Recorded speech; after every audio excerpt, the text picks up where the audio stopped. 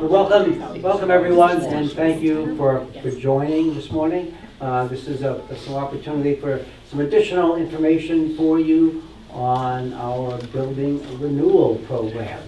So this is Pastor Kevin's terminology, and I was thinking at first, well, this isn't that exciting, but they pointed out that it's building renewal, building as the verb, as well as building renewal, building as the noun. So think of it that way, it carries two messages for us. So what is this all about? We're starting a new chapter in the life of St. Matthew's. Our building needs to keep pace with the vitality and optimism of our mission. I guess we had 17 new members join. A few weeks ago, we have this wave of baptisms coming through. We see more programming, more sort of bottoms-up ideas of individual ministries to start. So lots of activity. So it's time to take on the investments we've deferred for several years. There was that pandemic, as you remember, that was a good reason to defer, and then we're sort of getting rebooted with people coming back. So we have fixing the roof leaks, and they're at work on the east side of the building now, doing the remaining roof leak repairs over there. And that's due to the way that the flashing and the mortar was put in part of that new addition. So we found the source and are correcting that. The carpet, you saw that photos in the voice newsletter of the wavy carpet. It's getting a bit tattered, so we want to tackle that. So we new carpeting in the second floor, and the stairs. The bride's chapel, lots of comments about getting into those tiny little toilets in there. So we want to redo that bathroom area and the sitting area on the south side of that bride's chapel, and make that a more family-friendly and ADA accessible space. So families using the playground can get into there when needed, but keeping that beautiful sitting room at the south end of it as it is for now. So repurposing and making it more family-friendly. Improving our worship experience. We have the organ always needs tender loving care and some maintenance, so we have contributing to the organ maintenance fund here. We're adding a second camera for online worship, and we're adding listening devices for people who need help with listening for the in-person service. There are some repairs to the landscaping, some renewal and resurfacing the parking lot, tearing up the existing pavement and putting down new and thicker pavement, because we have some pretty heavy trucks that come in and get to the dumpsters there. So thinking that through to provide a lot of new service life. And then installing a washer and dryer in the kitchen area, because we have more dinners going on. We have, well, who's going to take these tablecloths home and wash them? And we could really be more convenient if we could wash them right here. So I'm sure we'll find lots of things to wash when there's a washer and dryer. Any questions about the scope of the project? There's a lot of other projects. There's a list on the podium there, the stand, to list the projects. Yes, sir. Could you comment a little bit more about the roof leaks? Yes. There's been a number of those over time. A couple of years ago, it was coming down here. It's basically where, like an addition like this room had been built to this is where the original church was. So as they joined the roofing, flashing into the wall, that was generally the source of the roof leaks. So we're working with the same contracting company who did the work earlier, and they identified what needed to be done, and they've been doing that. So it's chiseling out the old mortar, taking out some of the lantern stone, putting in more larger flashing, and then putting the lantern stone back and tuck pointing that lantern stone. Is that? So that's what the situation is. The flashings to the lantern stone is where the leaks are? Correct. Okay, and who's the contractor? TVJ contract, Ed Ross will be here the last half of this, and he'll help me out. But it's the contractor that worked on the main addition. They changed their name a little, but it's that same firm. So they've done quite a lot of work for us over the years. They did a complete assessment to diagnose where this leak was coming from, leaks were coming from, because it wasn't clear to us until we did quite a lot of investigation. My recollection that we had new shingles put up on the roof not that long ago. That's right, yeah, the shingles were not the problem. It's where the flashing of those shingles that goes under, that went into that land and stone was the problem. Okay. Okay. And with the Bride's Chapel, yes, the bathroom is small. Are we going to be expanding the size of the bathroom? Well, we actually talked with Helen Chang. Helen, if you remember her, she's not coming nowadays, but she does enjoy the online worship. She was instrumental in the wall decoration, the core there about 20 or so years ago. So we're really not touching that part that we should have done with the decor, but the bathroom area, there's now two toilets, and we think we only really need one. So we're not gonna make it bigger. We do have to make the doorway a little bigger, but I think that coming in from the sanctuary to get a wheelchair through there. So we will be ADA compliant, and we're working with Greg Strand, architect from Zimmerman Associates, and they did the big change back in the year 2000. Yeah. So he comes up with meticulous drawings and figures out things. We did a walkthrough, and people contributed, how do we do this so it doesn't cost us too many dollars to really just change this bathroom around a little bit and make it more accessible. So we're not moving any major walls, just changing some doorways. And in our last renovation, the committee had talked about doing something with the bathrooms up here, but the decision was kind of like, oh, that could be too expensive for this project. So we basically decided not to do anything with the bathrooms up here at that point because it was too expensive. And for these bathrooms over here, yeah, we are not.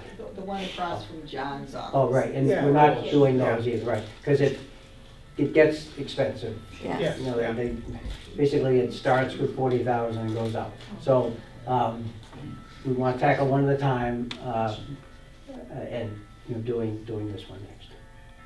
Basically, there are no handicapped accessible bathrooms, correct? I guess so, except now there will be one. Yeah, for the Okay. wheelchair. We need that. Right. Carl, the ones here on this level and downstairs on, by the elevator, those are handicap accessible. Oh, they are? Okay. Yeah, the two that are over this way Okay, are then we have those two by the elevator. downstairs and up Okay, here. all right, so I stand corrected. Was there another question? And this list isn't totally fixed. I guess we look at, it does add up to that number, but I guess there could be, if there are other priorities identified as we talk about this, ideas, certainly bring them to our attention. Sometimes we get blissful information from contractors say, well, we looked at it, it's actually going to cost us a little less. So we can save some money, or it might cost a little more. So yes. And the item of resurfacing the parking lot, would that involve like removing all of the asphalt on the parking lot and then the parking lot up here, I guess you're talking about, right? That's right, only the parking lot that's adjacent to the building, not across Underwood Avenue. The contractors think that based on their experience, they can remove all of the asphalt in one day. The next day they come back and they compact the surface, fill in with some additional gravel, and then on the third day, they do the pavement. And then it needs to rest for a couple days. So without any rain, they can start Monday morning, it can be done and drivable on Friday afternoon or certainly for Sunday. Now, we need to think about the timing with respect to the school district uses the other parking lot. We have Vacation Bible School. We want to get the carpeting done first so they're not competing for parking space. So the idea is to get the carpeting done first, starting later this month and in June, and then be ready to do the parking lot. The carpeting first, be ready to do the parking lot, but the parking lot may wait until after VBS. Because then we'd know that the school is out and we can use that parking lot for the week and we need to use it across the street. We got kind of lucky with the parking lot on the other parking lot. I think that we actually got Payne and Dolan to do that for us for basically, I think they just donated it. We had some contact with Payne and Dolan, Okay? and they did that lot at no charge to the church. Oh, really? Yeah. Are we, with the parking lot, are they looking at improving the drainage? Because I know in the winter, that's horrible with the snow, because it gets packed up and then you lose 8 to 10 parking spots. So I mean, was that brought up to them as a possible solution for drainage or a way to get that to drain quicker with the snow? Trying to picture, it's going to be draining toward the street or to the corner here. Right. By the sign. And if you have a pile of snow over that catch basin, no water is going to get in there. So I guess, I don't know if that's more care in the snow plowing to make sure there's access for the water to get into the catch basin. Yeah, I mean, just a question if that was brought up or if that was addressed or. Well, it wasn't, but I'm glad you're bringing it up now, so we'll talk to the pavement guys about that has been a problem and how do we address it. Okay. Okay. Will there be any retaining wall work necessary? That gets costly. Yeah, we don't want to tackle that. There have been ideas in the past to change the grade so it isn't quite so much of a slope, but that, we're talking, more hundreds of thousands of dollars if we No, start I'm just to- talking about maintaining what we already Oh. have. Well, Is there required maintenance or refurbishment repairs for the existing retaining wall to maintain it as is? not that we have identified on that concrete wall up there. Now, these retaining walls, the land and stone walls along the north side, I have a lot of land and stone walls in my backyard. They look pretty good to me, but I'd say that's another at least 5 years before we'd have to tackle those. We are looking at this large tree that's growing out here and thinking that that's not helping the retaining wall. But even with the arborist we talked to, they're going to trim some branches back. But we have a few more years to enjoy the beauty of that tree before we have to ask ourselves if that tree is too big for the space and for the retaining wall. Oh, that's interesting. We have some that are actually keeping ours in place. Okay, We're the roots. Yeah. Yes. Okay, well, let's. So why now? Why are we choosing to do it now? Well, let's mention we have deferred some work, and we can. It's more now because you've deferred for a while, but if you keep deferring too long, it just becomes more costly to do. I guess we have the story of St. Bernard's across the street, where they deferred capital improvements, and it just became undoable for them, and they have to close their congregation.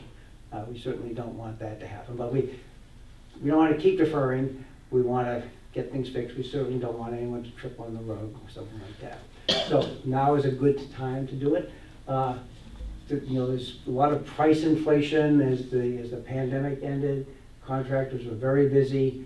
Now, they're less busy, at least they return my phone calls, and I get multiple bids. So this is a good time for projects, and the contractors, I wouldn't say they're real hungry yet, but we're getting good prices, so that's good. And we have no mortgage. Last mortgage was paid off in 2018, and we certainly want to keep it that way. We don't want to do a mortgage and repay it, because that, we know that always costs more. So we'll actually do these projects as the money comes in. We have $180,000 in the building fund now, and we don't want to touch that except to get started. We want to replenish anything we use right away, but we'd like to come out of this with $180,000 after we spend the new money, because we need $180,000. It's usually $50,000 a year that, quote, little things need to get done in the church. So we need to keep some balance in there. So key is we will proceed as we receive the pledges, the money comes in, so that we're not getting out over our skis with the dollars. Yes? With the paving of the parking lot, I guess we want to make sure that we're not tracking anything from the parking lot onto the new carpet. You said you're going to do the agreed. carpets. You're going to do the carpets after the paving is redone. Well, we want to have enough time, space. I guess that'd be one way to do it. Get the parking lot. We don't want people with, there shouldn't be any oily feet coming in, and in the interim, there will be perhaps a little residual. We'll have to put down some additional carpeting right in the doorway area. But the idea is to let that pavement cure, so there is no tracking in that's significant. Who's the contractor for the paving? We all haven't made that decision yet. We've got bids from Poblocki Paving and Merritt Asphalt. And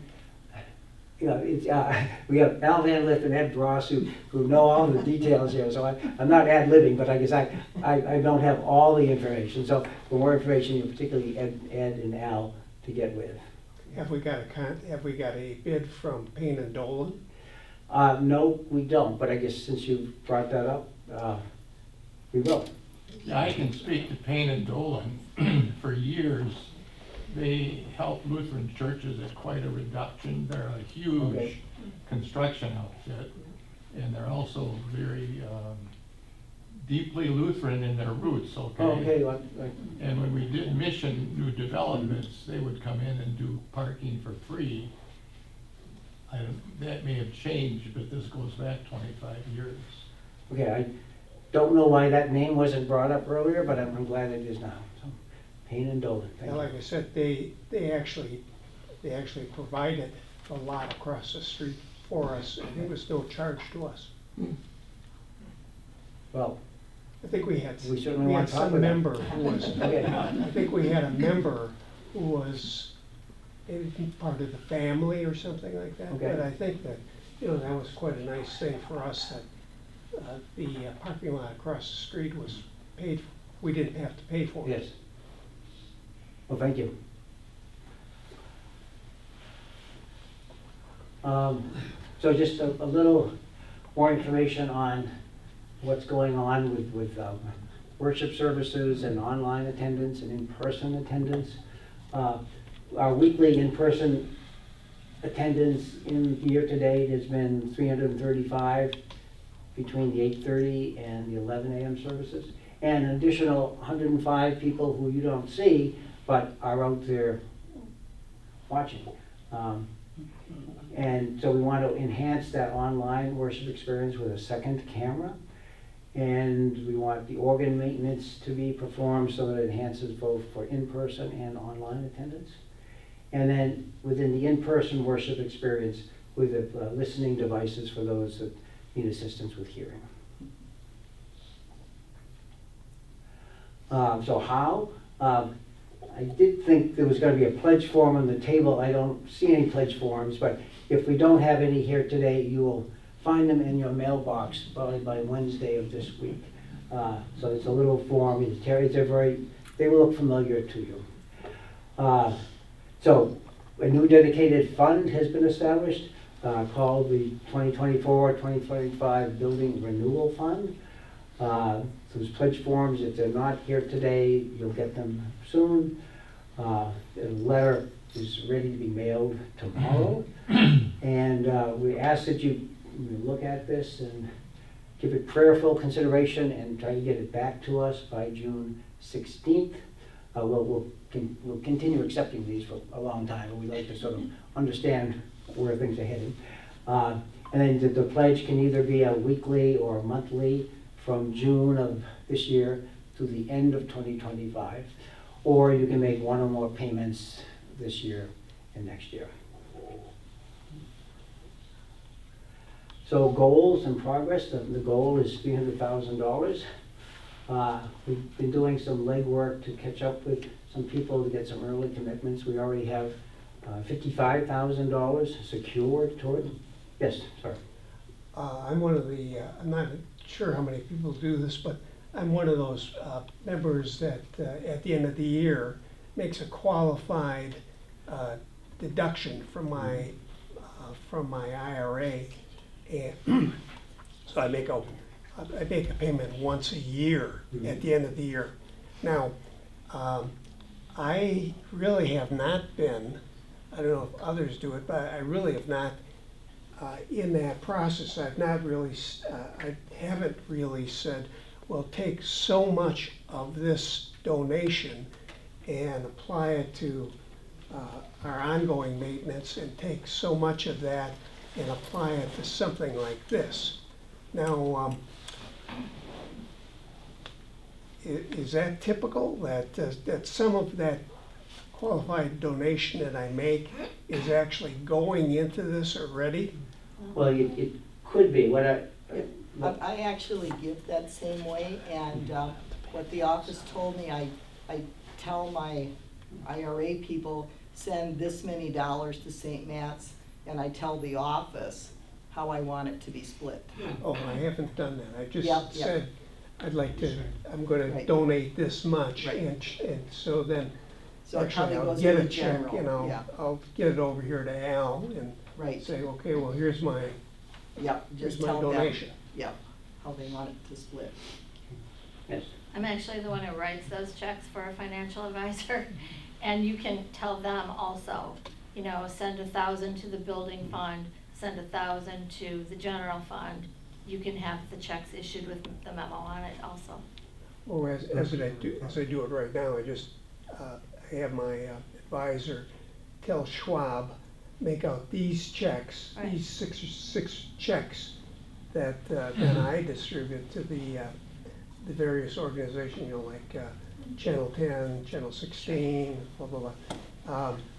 But Schwab doesn't, you're saying that if I wanted to, I could have Schwab say, here's the check that here's the amount of money I want to give, and would they make out two checks then? One check that would be They for, should be able to make out as many as you want. I yeah, I guess it do could, dozens of them for the same people. but I haven't been doing that. Yeah, well, I can't speak for Schwab, but where I work, I do, I've got a guy every quarter who gives to his church, and it's 4 different checks designated. So I say from him to the general fund, to the, South Pacific Rim something or other, like, very specific, Oh, really? yeah. Oh. And then they get mailed directly to the church, you don't have to handle them. So if I wanted to know, how my money is currently being distributed for this idea, just who would I call here at the church? You should call Al. Al. Call Al. And that, you know, we're talking about this thing called the qualified charitable deduction. Because Yes. if you're blessed, like some of us, with a 401k plan, and you have to take out a certain amount each year, you fill out a form and say to your financial advisor, send a check to St. Matthew's 2024 Building Renewal Fund for X thousand That's tens of thousands of dollars. And the nice thing, when that comes out, you don't get taxes on that, because usually with that minimum withdrawal, you get taxed on it, but with that form, you don't have to pay the taxes. And I think you can also claim it as a deduction the next year, but, That's double. no, okay, no, but you can try. But so we can certainly, anyone who wants to pursue that, myself, I have some experience. Don't comment on that. We have members here, we can guide you through the process. Don't comment.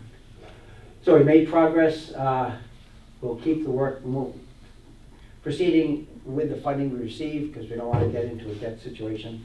And if we receive more than 300,000, there's a list that goes on, the list goes on, so we can spend more, and we certainly want to replenish the building fund, so that we don't go any lower than 180, because even though we're not going to be doing another special appeal for quite a few years, we need to have that basic money there. Jeff? It seems like 300,000 doesn't seem a lot. It won't be enough. I mean, I'm sure you have it all broken down on what we're all doing, but it just seems like a kind of a low number.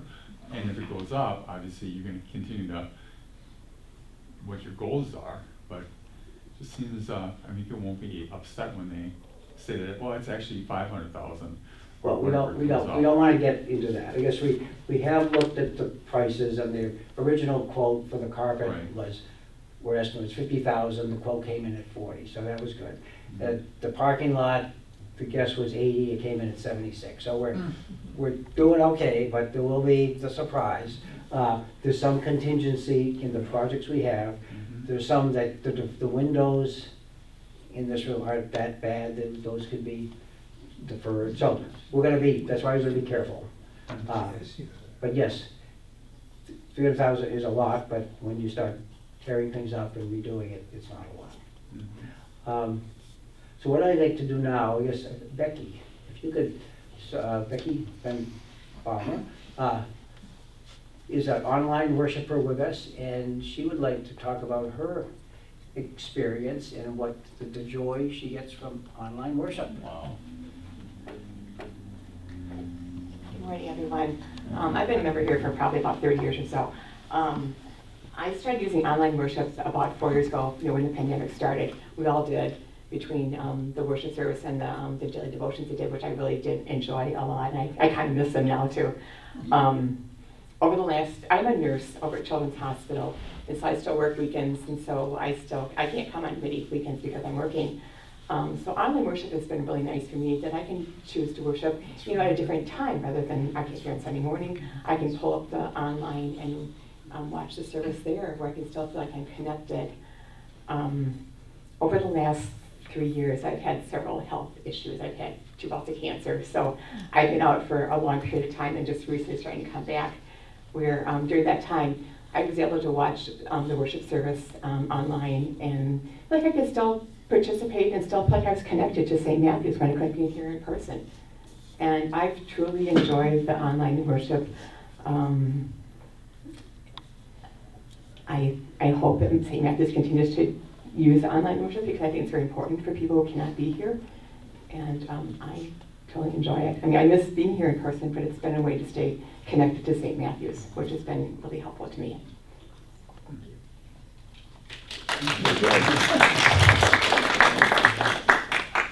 Thank you. Yeah. Thank you. And just on time, we have our 6th grade Sunday school class who have some stories of their own to share with us. So guys and girls, you're right up front here. We're ready for you.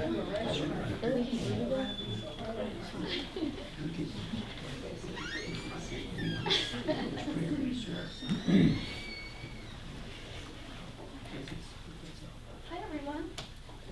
So I'm Patty Foley. I'm the 6th grade Sunday school teacher, and I have a few of my 6th grade friends here.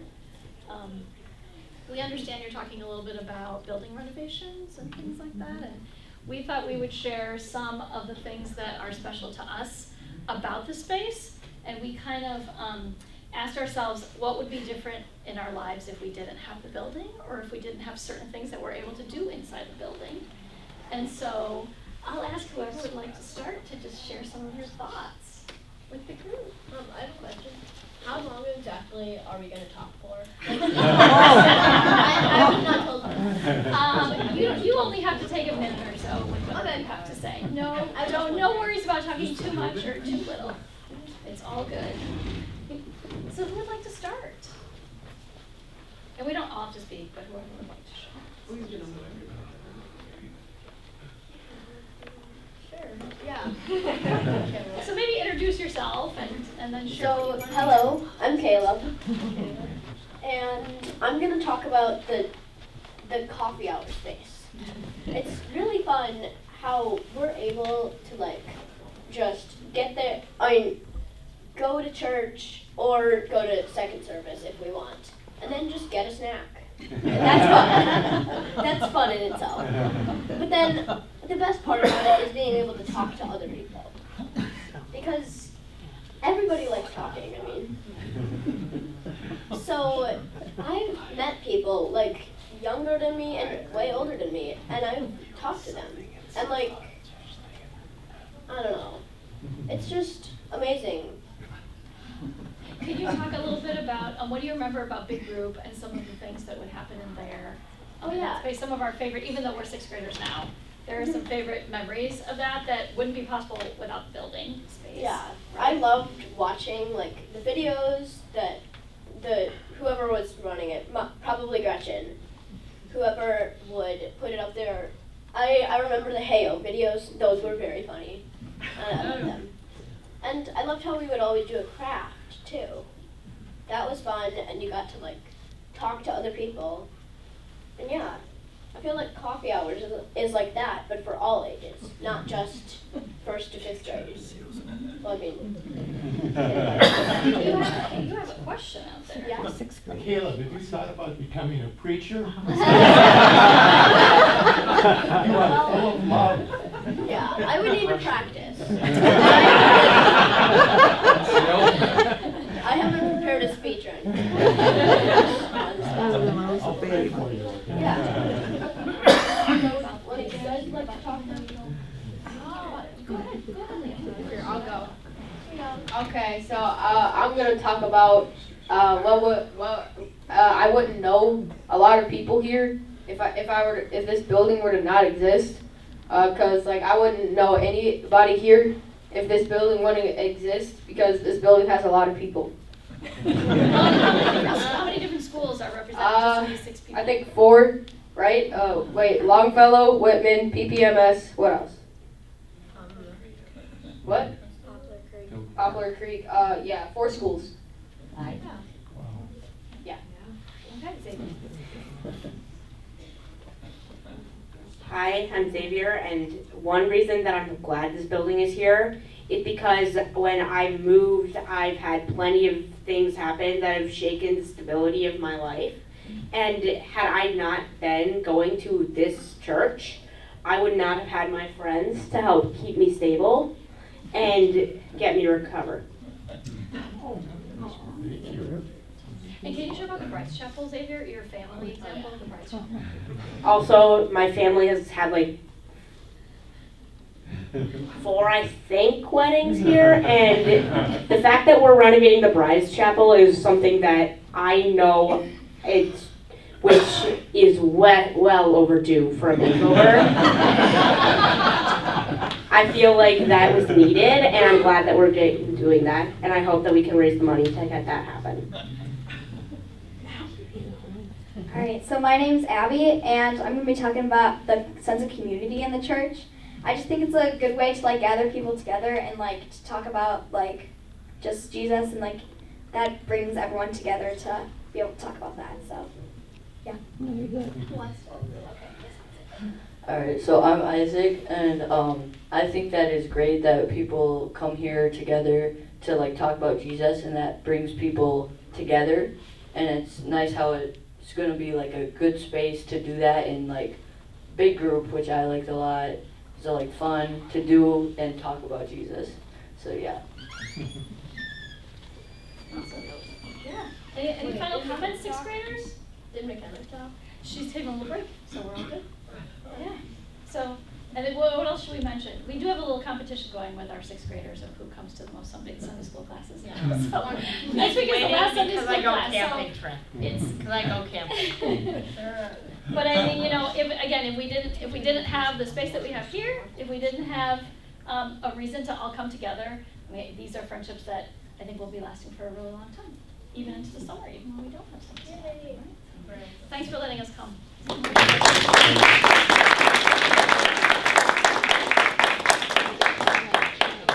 It's sad though that we don't do Sunday school in summer.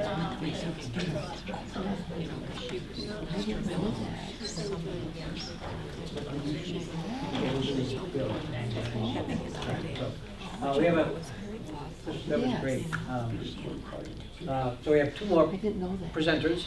One online, Bill Shear. I met with Bill last week. He's the most healthiest 98-year-old man I've ever met. And it was my first trip to Luther Manor. I'm not the best camera person, so I could have adjusted the view. He's a little shaky on his hand there, but you listen to him. He has a wonderful story to tell us. And his voice, you know, old voices don't project as much, so listen carefully for his voice.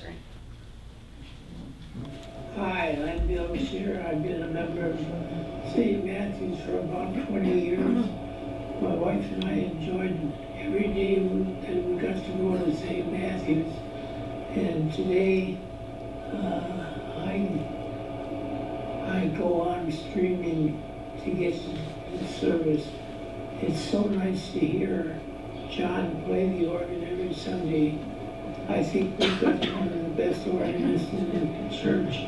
And now, of course, we have a brand new choir and a brand new pastor. So I'm looking forward to meeting him someday, hopefully sometime soon. I enjoy every service that I go to. I'd also like to thank you for supporting the online ministry program for those of us that should rely on it. Thank you. Yeah. Bill is such a wonderful guy. And he's got this beautiful view out of his window and the landscape courtyard. It's just got a place. But he misses seeing all of you, but he really enjoys the online worship. And then, John, you are up next.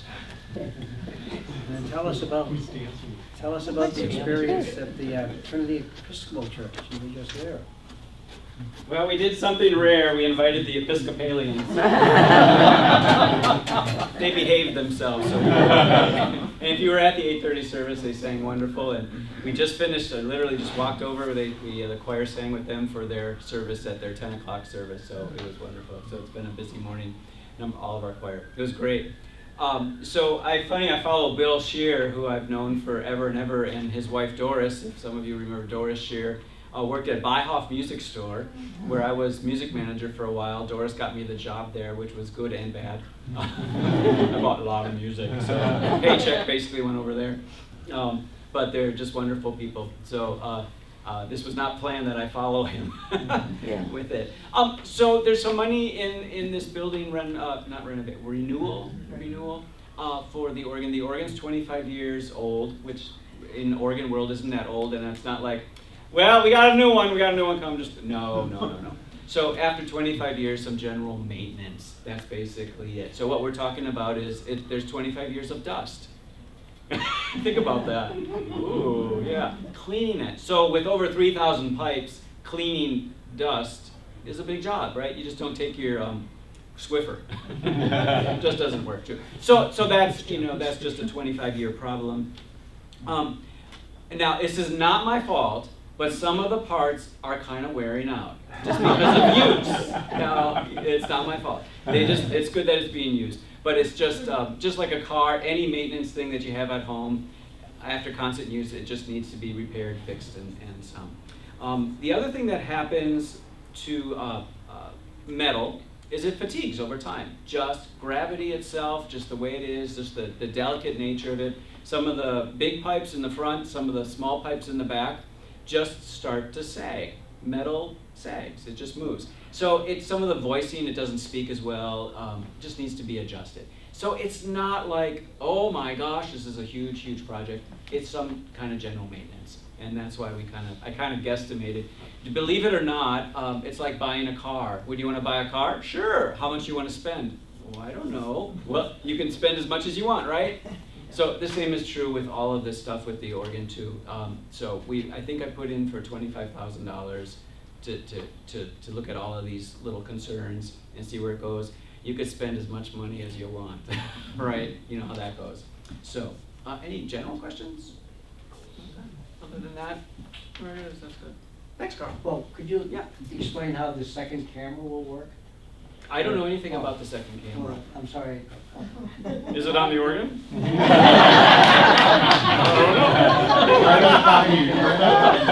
right on top. Watch every note I play, make sure there's no mistakes. Just so you know, this is off the cuff. He didn't tell me I was going to prepare for this, but that's fine. So we have one camera mounted on the column. If you're looking at the pulpit, it's to your left.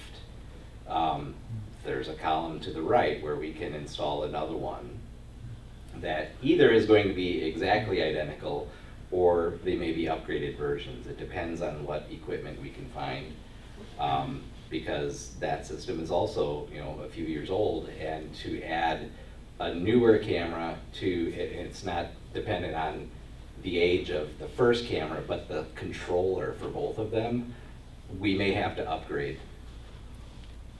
the switch. I think that first camera should still work with a newer switch, but we'll have to figure that out. Yes, Ann? I just wanted to add that I know I visited with people who say, you know, my daughter watches St. Matthew's online every Sunday. You know, she lives in Phoenix, but she watches it because the quality is so good, right? So during the pandemic, everybody kind of started doing worship online. There's a real range of quality of what that looks like.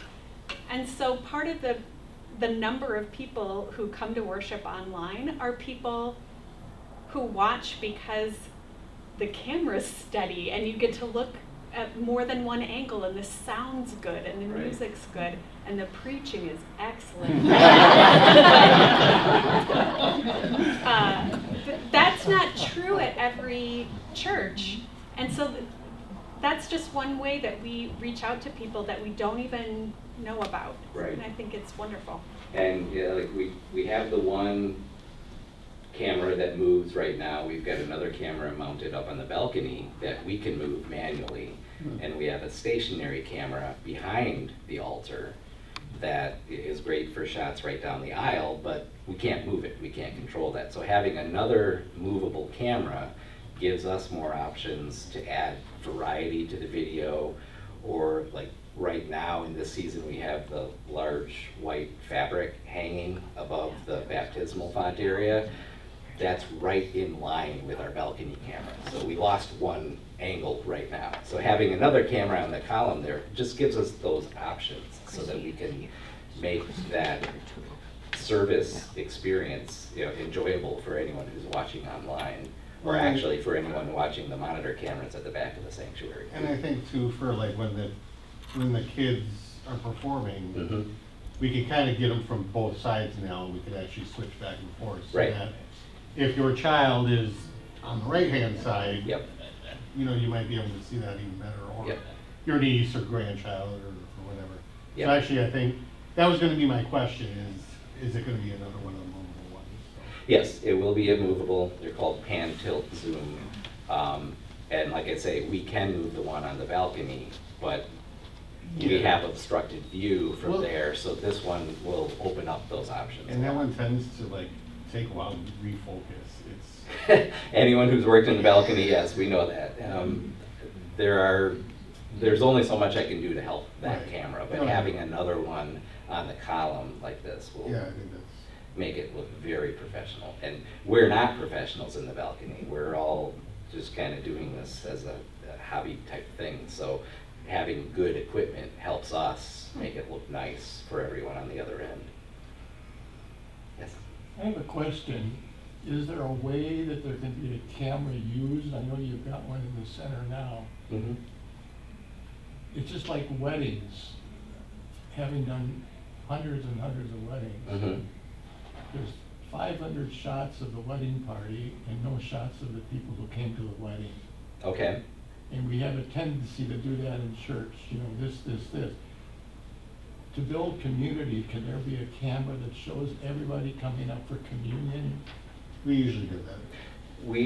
When we're recording the service, we Okay. do include that in the rotation, you know, as we're So switching camera people- views. We can see who the community is. Right, Yeah. yes. Because that's such a builder of relationships. Yeah, absolutely. We do that now, and Good, it's just, I yeah. don't- It's just that that camera is stationary. We have That's no what I way to thought, right? control So you got that. a good shot at Right. people coming in. Yep. Yeah. Yeah. Any other questions? Do you, as far as the listening pieces, Mm-hmm. do you know about that, or?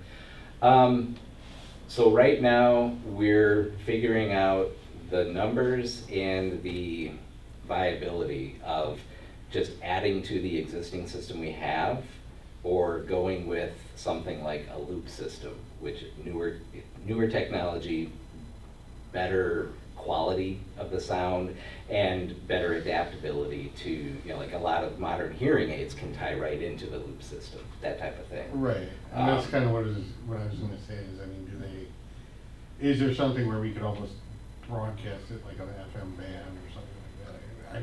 Obviously. So our current system actually does go out over an FM frequency. Okay. We have a transmitter in the balcony. What we would like to do, either with that system or a new one, is have a second transmitter in here so that anything that we're, you know, using sound for here in the upper room can also transmit directly to, you know, hearing aids or these assisted devices. But right now, the devices we have only work in the sanctuary. Got it. So. I'm just a high listener, bystander, Mhm. but Carl can go to the symphony and enjoy it because they have the loop. Yep, yep. But the theater, when the theater has the loop, he can enjoy it. When it doesn't, Yeah. so And- it is remarkable technology. So that's one of the things we're looking into. The original information I got was that we would have to carve a chipmunk in the marble floor, and we didn't want to do that. I have new information now that means it may be possible, so we're looking at that option. Yes. Just so you know, the loop is terribly expensive if you're not doing it. Right. But when I'm sure, I go to St. Pat's Cathedral in New York City, I can hear anywhere, and I'll tell you why. The sound is down level, so you don't have it way up, Mm-hmm. which is basically, the system is designed for music, not for the voice. And there are ways that you can tune it, but the system we have in place right now doesn't If tune you as can well bring- as if you newer can just have systems. an area where you've got Right. speakers that are eye level Mm-hmm. and 6 feet away, you can do that anywhere in the church, you will have a perfect place, people won't complain. Yeah, so those are things we are looking at, definitely. No ambient noise. Yeah.